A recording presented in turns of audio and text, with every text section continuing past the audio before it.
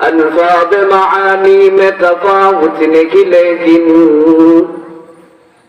अल्फाज़ मानी में तफावुत नहीं लेकिन मुल्ला की अज़ा और मुजाहिद का अज़ा और मुल्ला की अज़ा और मुजाहिद का अज़ा और दर्द दिल किससे कहो कोई तो गमखार नहीं दर्द दिल किससे कहो कोई तो गमखार नहीं ऐ खुदा तेरे सवा कोई तो मददगार नहीं ऐ खुदा तेरे सवा कोई तो मददगार नहीं मायूस न हो अहले ज़मीन अपनी खता से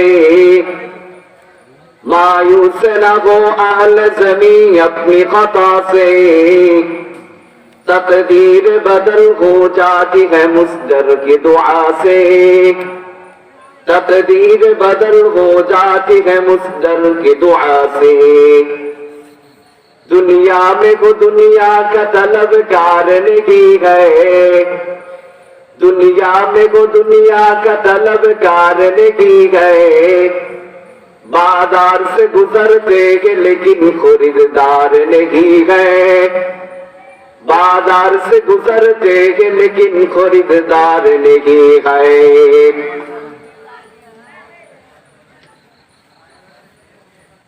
पूर्व गुलिशा যুব সমাজের উদ্যোগে প্রথম বার্ষিক ওয়াজ ও দোয়ার মাহফিলের সম্মানিত সভাপতি প্রধান বক্তা সামনে উপবিষ্ট তাওহীদি জনতা পর্দার আড়ালে পর্দা নিশা শ্রদ্ধেয়া সম্মানিত মা ও বোনেরা সর্বপ্রথম শুকরগুজার হচ্ছি সেই মাওলা পাকের দরবারে যিনি আমাদের হায়াতকে দীর্ঘায়িত করে সুস্থ সবল রেখে আজকে এই মহৎ মজলিসে জান্নাতের বাগান কিছু দিনই কথাবার্তা শোনা এবং বলার তৌফিক দিয়েছেন তাই সকলে জবান খুলে মহাব্বত নিয়ে ভক্তি সহকারে হৃদয়ের সবটুকুন ভালোবাসা দিয়ে মহান রব্বুল আলামিনের শুকরিয়া জ্ঞাপন করি আলহামদুলিল্লাহ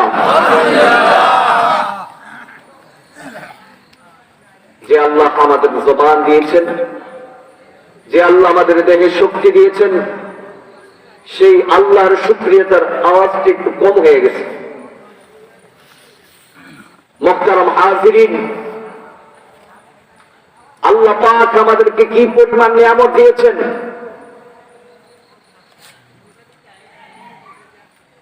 শুধুমাত্র কেবলমাত্র আল্লাহ তাআলার দেওয়া 3.5 হাত বডির মধ্যে তাকালেই বুঝতে পারবো আল্লাহ তাআলা আমাদেরকে কি পরিমাণ নিয়ামত দিয়েছে আল্লাহ পাক বলেন ওয়া ফি আনফুসিকুম আফালা তুবসিরুন হে বান্দা তোমার বেশি দূর যাওয়া লাগবে না তোমাকে যে আমি 3 হাত বডি 3.5 হাত বডি দিয়েছি শুধুমাত্র এই বডির দিকে তাকিয়ে দেখো আমি আল্লাহ তোমাকে কি পরিমাণ নিয়ামত দিয়েছি আল্লাহ পাক আমাদেরকে চক্ষু দিয়েছেন আল্লাহ পাক ধরার জন্য হাত দিয়েছেন আল্লাহ পাক চলার জন্য পা দিয়েছেন আপনার কথা বোঝার জন্য শ্রবণ শক্তি দিয়েছেন কান দিয়েছেন ঠিক না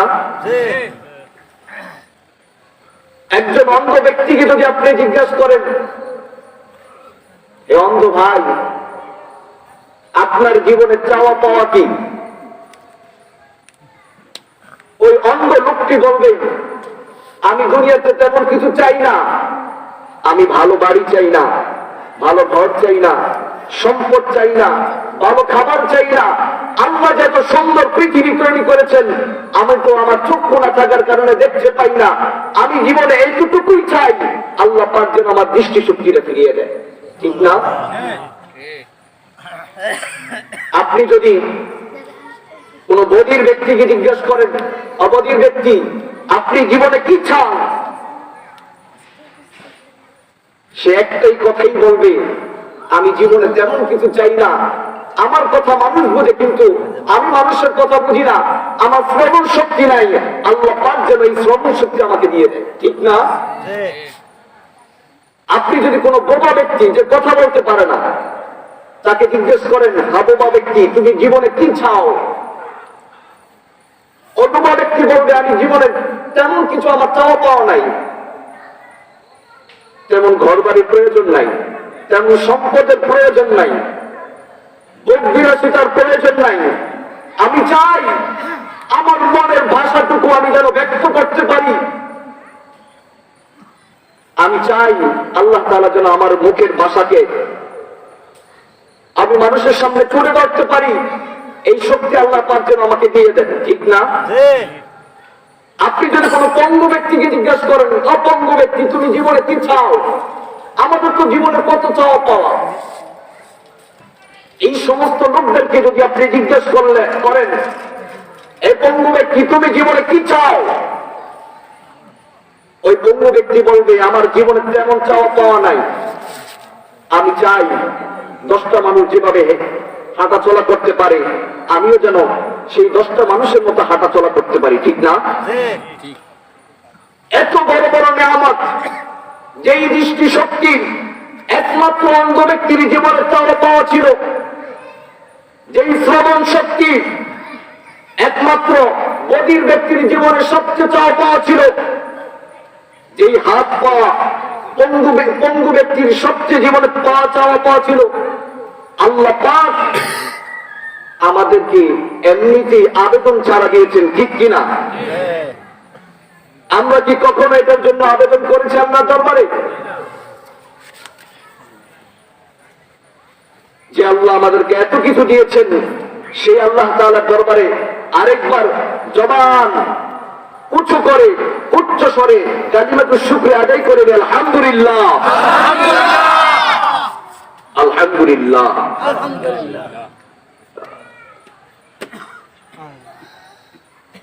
মুহতারাম হাজিরিন, কিছুক্ষণ আগে যে ইসলামী সঙ্গীতটি আপনাদেরকে শোনানো হয়েছে, হয়তো শুনতে ভালো লাগছে, কিন্তু ইসলামী সঙ্গীতের মধ্যে অনেক কিছু শিক্ষণীয় রয়েছে।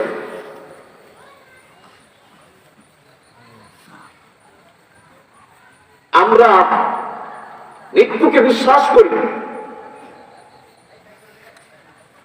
কিন্তু মৃত্যু যে আমার একদিন আমাকে ধরে আমার জীবনের সকল আশা, সকল স্বপ্ন, সকল পরিকল্পনা শেষ করে দিবে, আর সেটা যে কোনো মুহূর্তে হতে পারে, সেটা আমরা বিশ্বাস করি না। বিশ্বাস করলেও আমাদের চলাফেরা, আমাদের আচার ব্যবহার সেটা প্রকাশ করে না। মুহতারাম হাজিরিন, আলী রাদিয়াল্লাহু তাআলা আনহু কবরে পার দিয়ে যাইতেছেন, গোরস্থান দেখে থেমে গেলেন আলী রাদিয়াল্লাহু তাআলা আনহু। এবার কবরস্থানের সামনে দাঁড়িয়ে গেলেন, দাঁড়িয়ে গিয়ে আলী রাদিয়াল্লাহু তাআলা আনহু বললেন, ইয়া আহলাল কুবুর উসিবাত আমওয়ালুকুম ওয়া দিয়ারুকুম সুকিনাত ওয়া আজওয়াজুকুম হুররিমাত ওয়া আজওয়াজুকুম যুওয়াজাত ওয়া আওলাদুকুম হুররিমাত। কবরের পাশে দাঁড়িয়ে আলী রাদিয়াল্লাহু তাআলা আনহু কবরবাসীর উদ্দেশ্যে ঘোষণা করলেন, হে কবরবাসী, তোমরা কি জানো তুমি যখন মৃত্যুবরণ করে কবরে চলে আসলো, আমওয়ালুকুম কুসিমাত, তোমার সম্পদ আর তোমার নামে নাই। আমওয়ালুকুম কুসিমাত, তোমার মৃত্যুর পরপরই তোমার সম্পদ বণ্টিত হয়ে গেছে, ঠিক না? আর কি বলেন জানেন? ওয়া দিয়ারুকুম সুকিনাত, তোমার জীবনের যত অর্জিত সম্পদ দিয়ে তুমি ঘর বাড়ি তৈরি করেছ, ওয়া দিয়ারুকুম সুকিনাত, তোমার মৃত্যুর পর সেই ঘরটা আর তোমার ঘরে না, আবাদ হয়ে গেছে। কি হয়ে গেছে? আবাদ। ওয়া দিয়ারুকুম সুকিনাত, যে ঘরটা তোমার স্বপ্নের ছিল, জীবনের অর্জিত সম্পদ তুমি তিল তিল করে যে ঘরটা তুমি নির্মাণ করেছ, তোমার মৃত্যু হতে দেরি হয়েছে। ওয়া দিয়ারুকুম সুকিনাত, সেই ঘরটা আবাদ হইতে দেরি হয় নাই। وأزواجكم زوجت যে প্রিয়তম স্ত্রীকে তুমি নিজের থেকে বেশি ভালোবাসতে, আজওয়াজুকুম যুওবিজাত যে স্ত্রী মাঝে মাঝে বলতো তোমাকে ছাড়া আমি থাকতে পারবো না, আজওয়াজুকুম যুওবিজাত সেই স্ত্রী তোমার মৃত্যুর পর আরেকজনের সাথে বিবাহ হয়ে গেছে। ওয়া আওলাদুকুম হুররিমাত যেই সন্তানের জন্য হালাল হারাম তোয়াক্কা করো নাই, দিন রাত তোয়াক্কা করো নাই, মাথার গাম পায়ে ফেলেছো, ওয়া আওলাদুকুম হুররিমাত তোমার মৃত্যুর পর সেই সন্তান তোমাকে ভুলে গেছে। বাস্তবতা এটা না? আলী রাদিয়াল্লাহু তাআলা আনহু কবরের পাশে দাঁড়িয়ে কবরবাসীদেরকে বলতেছে তুমি তো ঠিকই দুনিয়া থেকে চলে আইছো, কিন্তু তুমি চলে আসার পর তোমার মাল কিন্তু লুণ্ঠিত হয়ে গেছে, তোমার নামে আর নাই। যে ঘরটা তুমি তিল তিল করে বানাইছো বা দিয়ারকুম সুকিরাত সেই ঘরটাও আবার হয়ে গেছে। ওয়া আজওয়াজুকুম যুওবিজাত যে স্ত্রীর জন্য এত কিছু করলা, আজওয়াজুকুম যুওবিজাত হতে পারে সে তোমাকে মৃত্যুর পর কয়েকদিন স্মরণ করেছে, কিন্তু সেও আরেকজনের স্বামী গ্রহণ করে ফেলেছে। ওয়া আওলাদুকুম হুররিমাত যেই সন্তানের জন্য তুমি এত কিছু করলা, তোমার মৃত্যুর পর সেই সন্তান আর বসে নাই, তোমাকে ভুলে গেছে। ঠিক না? এটাই তো বাস্তবতা। বড় দুঃখ লাগে এই এলাকার মধ্যে তো এই কয়েকজন মানুষ থাকার কথা না, আরো বেশি থাকার কথা। আমাদের ব্যস্ততা অনেক বেশি, তাই না? আমাদের ব্যস্ততা অনেক বেশি, জানেন ব্যস্ততা। এক রাজা তার সৈন্য নিয়ে মিশনে বের হয়েছে। কোথায় বের হয়েছে? মিশনে বের হয়েছে। প্রতিমধ্যে আল্লাহ পাক তাকে যে নির্ধারিত হায়াত দিয়েছেন সেটা শেষ হয়ে গেছে। আজরাইল ফকির বেশে রাস্তার পাশে দাঁড়িয়ে রয়েছে, রাজা বাহন করে যাইতেছে। ফকির রাজাকে ডাক দিলেন, একটু কথা আছে আপনার সাথে। রাজা বললেন এখন না, আমি খুবই ব্যস্ত, পরে তুমি আমার সাথে কথা বলো। ফকির মানলেন না, না আপনার সাথে আজকে কথা বলবোই না, আমি তো একটা মিশনে বের হয়েছি, যদি তোমার একান্ত কথাই থাকে তুমি রাজদরবারে যাও, তোমার সাথে কথা বলবো। ফকির বলতেছে না, আপনার সাথে একটা কথা বলতেই হবে। এবার ফকির কানের কাছে গিয়ে বলতেছে আপনার হায়াত শেষ হয়ে গেছে। কিসের ব্যস্ততা? মৃত্যুর আগ পর্যন্ত ব্যস্ততা থাকবেই। ঘরের পাশে কোরআনের কথা হয়, ঘরের পাশে রাসূলের কথা হয়, কিন্তু দুর্ভাগ্য আমাদের এতটুক ইমানি শক্তি হয় নাই, ঘর থেকে বের হয়ে প্যান্ডেলে বসবো, এতটুক যদি ইমানি শক্তি না হয় তাহলে আমরা কবর থেকে জান্নাতে যাব কিভাবে? মুহতারাম হাজিরিন, মুহতারাম হাজিরিন, আজকে আমার বড় আমাদের সম্মানিত মুহতামিম ঐতিহ্যবাহী মমিনবাড়ি মাদ্রাসার পরিচালক হুজুর আছেন। এর আগে আজকের মাহফিলে যে প্রধান বক্তা, বর্তমানে যুব সমাজের আইডল অহংকার, তিনিও আছেন।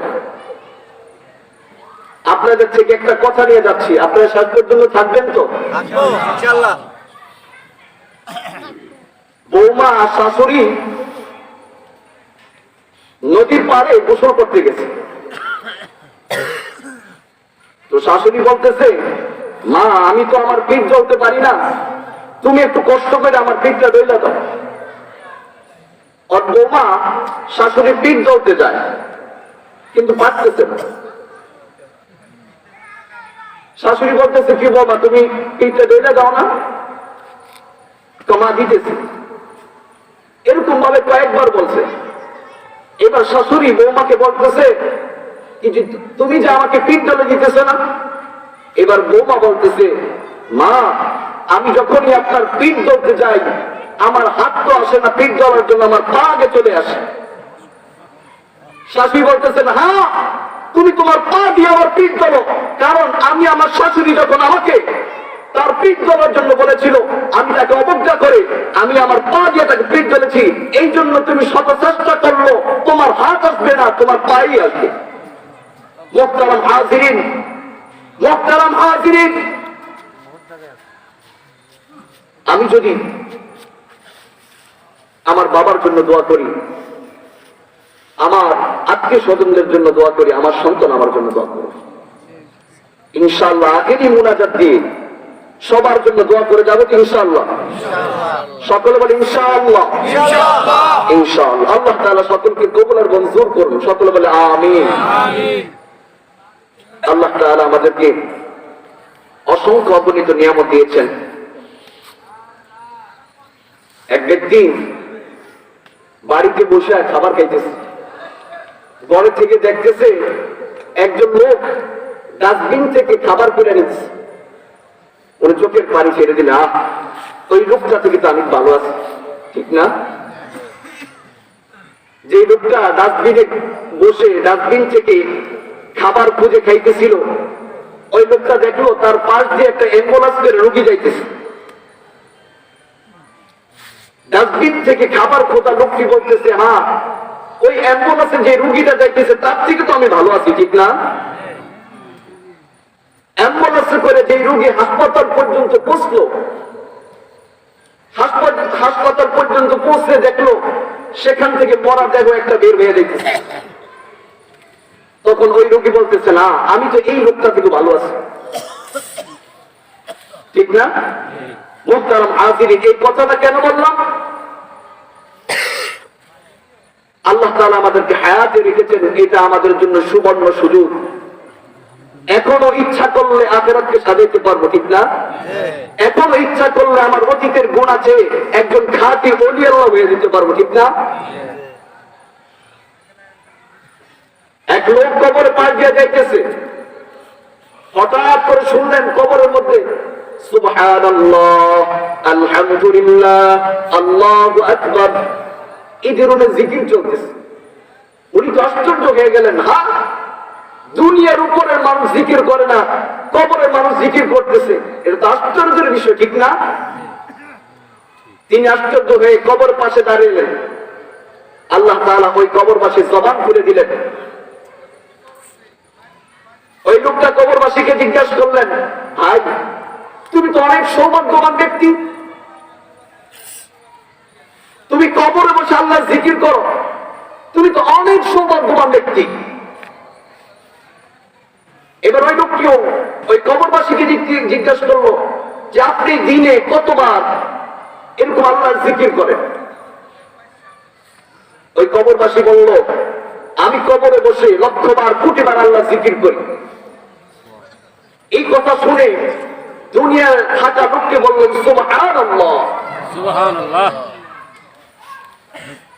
এবার কবরবাসী বলতেছে, ভাই আমি কবরে বসে লক্ষ কেন, কোটিবার কেন, হাজারো কোটিবার যদি সুবহানাল্লাহ বলি, তুমি দুনিয়ার উপর থেকে একবার সুবহানাল্লাহ বলেছো, আমার হাজারো কোটিবার সুবহানাল্লাহ চেয়ে এই তোমার দুনিয়া থাকা সুবহানাল্লাহ অনেক দাম। সুবহানাল্লাহ। মুহতারাম হাজিরিন, এখন আল্লাহ তাআলা হায়াতে রেখেছেন। আল্লাহ তাআলা আমাদেরকে সুযোগ দিয়েছেন, এখনো ইচ্ছা করলে আমি একজন নেককার হতে পারবো, ঠিক না? আমি এখনো ইচ্ছা করলে আমার জীবনের অতীতের গুনাহগুলো মাপ চেয়ে আল্লাহর দরবারে একজন খাঁটি ঈমানদার হতে পারবো, ঠিক না? সুযোগ আছে না এখনো? কিন্তু নিঃশ্বাসটা যদি বন্ধ হয়ে যায়, নিঃশ্বাসটা যদি বন্ধ হয়ে যায়, আর কোন উপায় থাকবে না। মুহতারাম হাজিরিন, আজকের এই মাহফিলের আলোচ্য বিষয় দেওয়া হয়েছিল পিতা মাতার হক সম্পর্কে আলোচনা করতে। আমাদের সমাজের একটা কমন অভিযোগ যে আমাদের সন্তানরা আমাদের কথা শুনে না।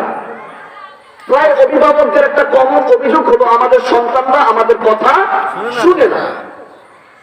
মুহতারাম হাজিরিন, এই জন্যই অনেক সময় বক্তাদেরকে বলা হয়, হুজুর আপনি একটু পিতা মাতার হক সম্পর্কে আলোচনা করিলেন, আমাদের সন্তানরা আমাদের কথা শুনে না।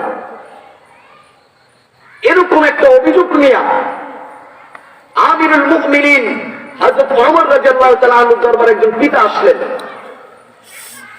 খলিফাতুল মুসলিমিন হযরত ওমর রাদিয়াল্লাহু তাআলা আনহুর দরবারে একজন পিতা তার সন্তানের বিরুদ্ধে অভিযোগ করলেন, ইয়া খলিফাতুল মুসলিমিন, আমার সন্তান আমার কথা শুনে না, আমার হক আদায় করে না, আমাকে সম্মান দেয় না। ওমর রাদিয়াল্লাহু তাআলা সন্তানকে ডেকে আনলেন, সন্তানকে জিজ্ঞেস করলেন, কথা কি সত্য? তুমি তোমার বাবার হক আদায় করো না, তুমি তোমার বাবার খোঁজ খবর রাখো না, তুমি তোমার বাবার সেবা করো না, তুমি তোমার বাবাকে সম্মান করো না, কথা কি সত্য? ছেলে বললেন, জি, কথা সত্য। এবার সন্তান বলতেছে, ইয়া আমিরুল মুমিনিন, আমি আমার বাবার কথা শুনি না, আমি আমার বাবার হক আদায় করি, এটা সত্য। তবে আপনার কাছে আমার একটা প্রশ্ন, আমার উপরে যেরকম বাবার হক রয়েছে, আমার বাবার উপর আমার হক ছিল কিনা? সন্তানের জন্য বাবার হক ছিল কিনা? ওমর রাদিয়াল্লাহু তাআলা বললেন, হ্যাঁ, যেভাবে সন্তানের উপর পিতামাতার হক থাকে, তেমনি পিতামাতার উপরে সন্তানের হক থাকে। এবার সন্তান বলল, ইয়া আমিরুল মুমিনিন, আমার পিতা আমার হক আদায় করে নাই, আমার মা একজন কৃতদাসী বান্দি, আমার নাম রেখেছে অনিসলামিক নাম, আমাকে কোরআনী শিক্ষা দেয় নাই। এবার ওমর রাদিয়াল্লাহু তাআলা বললেন, হ্যাঁ, তুমি যেহেতু তোমার সন্তানের হক আদায় করো না, তোমার সন্তান থেকে তোমার হকের আশা করো কিভাবে? আজকে আমাদের সমাজের সবচেয়ে কমন একটা অভিযোগ, আমাদের সন্তান আমাদের কথা শুনে না। মুহতারাম হাজিরিন, যেভাবে সন্তানের উপর পিতার হক রয়েছে, পিতার উপর কিন্তু সন্তানের হক রয়েছে। আমি যদি আমার সন্তানের হক যথাযথভাবে আদায় করে থাকি, ওয়াল্লাহি আমার সন্তান আমার যথাযথ হক আদায় করবে। এই জন্য পিতামাতার হক সম্পর্কে আলোচনার পূর্বে সন্তানের কি হক পিতামাতার উপরে সেটা সম্পর্কে আলোচনা করা দরকার। কথা কি বুঝছেন? কথা কি বুঝে আসছে? আমি যদি আমার সন্তান থেকে খেদমত আশা করি, আমি যদি আমার সন্তান থেকে সেবা পাওয়ার আশা করি, আমি যদি আমার সন্তান থেকে আমার প্রাপ্য হক পাওয়ার আশা করি, তাহলে অবশ্যই অবশ্যই আমার সন্তান উপর আমার হক যেগুলো ছিল সেটা আদায় করতে হবে। সন্তানের উপর কি হক ছিল? কোরআন হাদিস ঘেঁটে উলামায়ে কেরাম বেশ কয়েকটি হকের কথা বলেছেন। কোন পিতা, কোন অভিভাবক যদি সন্তানের এই হকগুলো আদায় করে থাকে, তাহলে অবশ্যই সন্তান তার পিতার হক আদায় করবে। আল্লাহ আল্লাহ, এই জন্য আমাদের জানা দরকার সন্তানের হক কি, ঠিক না? এক নাম্বার, পিতামাতার উপর সন্তানের হক হলো স্ত্রী নির্বাচন করা, সন্তানের মা নির্বাচন করা। আমি যদি আমার সন্তানকে আগামী দিনে ভালো দেখতে চাই, নেককার দেখতে চাই, তাহলে বিবাহ করার পূর্বেই আমার সন্তানের মা আমাকে ওইভাবে নির্বাচন করতে হবে। বেপর্দা নারী দিয়ে, অশ্লীল নারী দিয়ে আমি কখনো ভালো সন্তানের আশা করতে পারি? কথা কি বুঝে আসছে?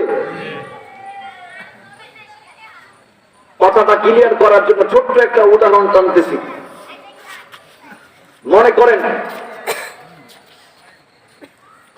নার্সারিতে যেগুলো মিষ্টি আম, এগুলো এই গাছের পাতাগুলো দেখতে তেমন একটা সুন্দর দেখা যায় না,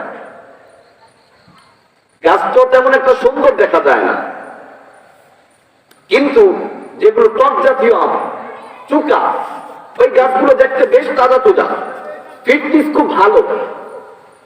আপনি নার্সারিতে গিয়ে যখন দেখলেন, নার্সারিওয়ালাকে বললেন আমাকে ভালো দেখে একটা আমের চারা দাও, ওই লোকটা যখন আপনাকে দেখতে ভালো দেখা যায় না এরকম একটা আমের চারা দিল, আর বলল এই আমের চারাটা অনেক ভালো, এটা আম ধরলে খুব মিষ্টি হয়।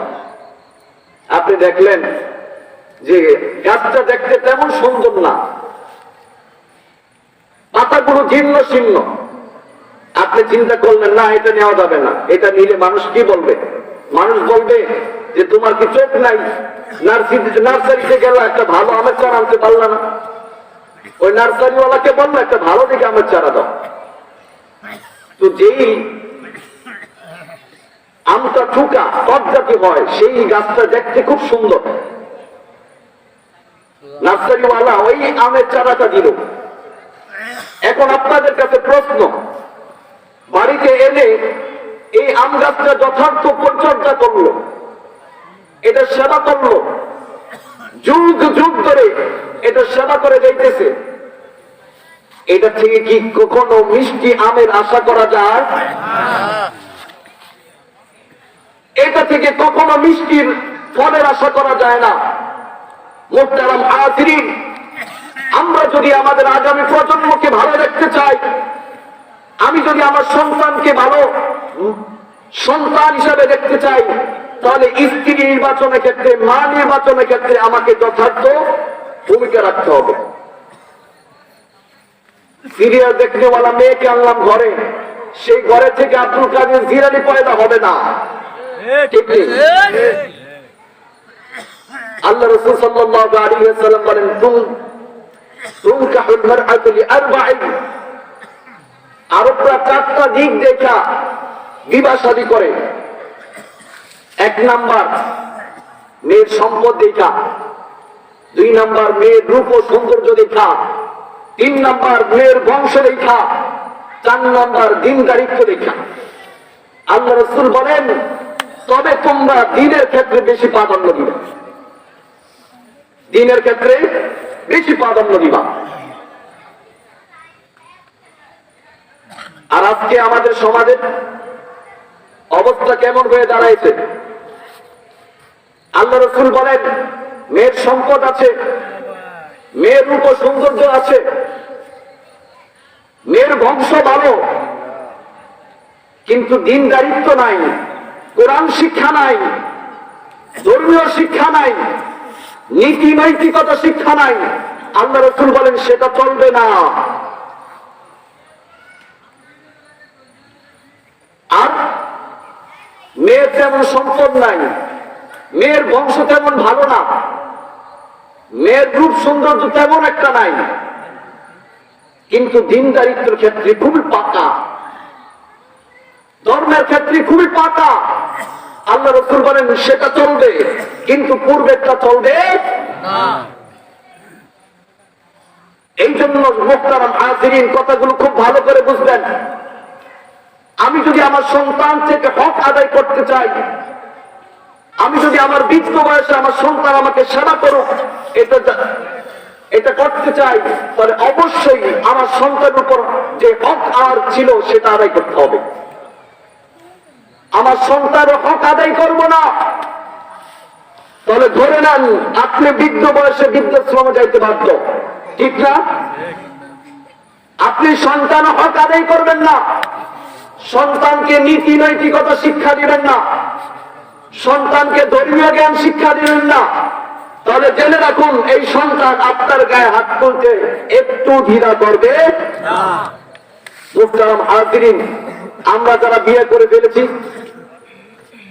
স্ত্রী নির্বাচনের যেই চারটা মূলনীতি আল্লাহ রাসূল আমাদেরকে দিয়েছেন, যে চারটা ক্যাটাগরি দেখে বিবাহ করতে হয়, সেই বিবাহ করতে পারলাম না।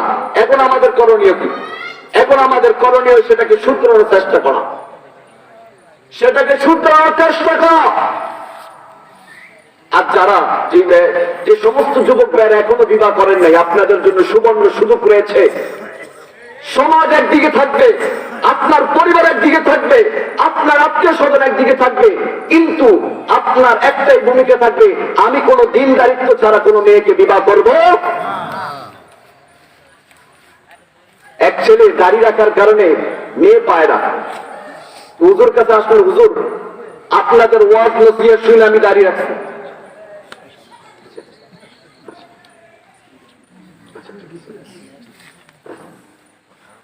হুজুর আপনাদের আলোচনা শুনে আমি দাঁড়িয়ে রাখছি, কিন্তু এখন বিবাহ করার জন্য মেয়ে পাই না। হুজুর বলতেছেন খুঁজা দেখো, খোঁজো। দীর্ঘদিন খোঁজার পরে কোনো মেয়ে পায় না, এবার হুজুর কাছে আসলেন। হুজুর বলতেছেন একটা জিনিস শুনে রাখো, তোমার মেয়ে পেতে যদিও দেরি হয়, যত ঝামেলা এটা বিবাহ আগে কাইতে দিতেছে, বিবাহ পরে আর কোনো ঝামেলা হবে। কথা কি বুঝে আসছে? তোমাকে দাঁড়িয়ে রেখে এমন মেয়ে বিবাহ করবে যার মধ্যে দিন আছে, আর তোমার যদি দাড়ি না থাকতো, তাহলে আমাদের স্টাইল বর্তমানে আধুনিক যে মেয়েগুলো আছে সেগুলো হয়তো তোমার ভাগ্যে পড়তো, আর বিবাহ পরেই, মৃত্যুর পরে যে জাহান্নাম দেখতে, এটা বিবাহ পরেই তুমি দেখা শুরু করে দিবা। মুহতারাম হাজিরিন, আগামী প্রজন্মকে যদি আমি ঠিক করতে চাই, আমার সন্তানকে থেকে আমার হক আদায় করতে চাই, এর প্রথম নাম্বার হক, ভালো দেখে একজন দিনদারিত্ব দেখে স্ত্রী নির্বাচন করতে হবে। যুবক ভাইয়ারা, আপনাদের জন্য এখনো সুবর্ণ সুযোগ রয়েছে। আজ এই সমস্ত অভিভাবকরা রয়েছেন, আপনারা আপনাদের সন্তানদেরকে বিবাহ করার সময় অবশ্যই দিনদারিত্ব দেখে বিবাহ দিবেন, নয়তো আপনার ঘরটা জাহান্নামের একটা অংশ হয়ে যাবে। প্রথম নাম্বার হক এটা। দ্বিতীয় নাম্বার হক, সন্তান যখন ভূমিষ্ঠ হয় তাকে একটা ইসলামিক নাম রেখে দেওয়া। একটা ইসলামিক নাম রেখে দেওয়া। আজকে আমাদের সমাজে আধুনিক হইতে গিয়ে আমরা আমাদের সন্তানদেরকে এমন কিছু নাম রাখি যে মুসলমান নাকি হিন্দু নাকি খ্রিস্টান এটা বোঝার উপায় নাই।